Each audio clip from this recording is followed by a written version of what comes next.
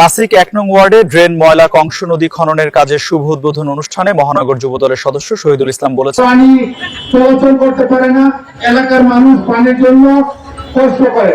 এতে কি হয়, যে দল যখন ক্ষমতা থাকে সেই দলের বদনাম হচ্ছে, আলটিমেটলি যেই দল ক্ষমতা থাকে সেই দলের নেতৃবৃন্দের বদনাম হচ্ছে।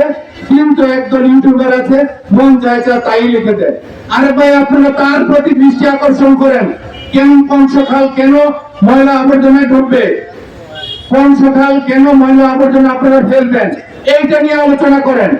দেশের প্রত্যেকটা নাগরিককে প্রধানমন্ত্রী যে এজেন্ডা আছে সেই এজেন্ডা বাস্তবায়ন করার জন্য কংসখাল না, শুধু বাংলাদেশের প্রত্যেকটি খাল খালি জায়গাতে গাছ লাগানো, বিভিন্ন জায়গাগুলিতে যাতে ময়লা আবর্জনা স্তূপ না হয়, সিটি কর্পোরেশনের বিভিন্ন নির্দিষ্ট জায়গা আছে সেখানে যাতে ময়লা ফেলানো হয়, সেই দিকে আমাদেরকে লক্ষ্য রাখতে হবে।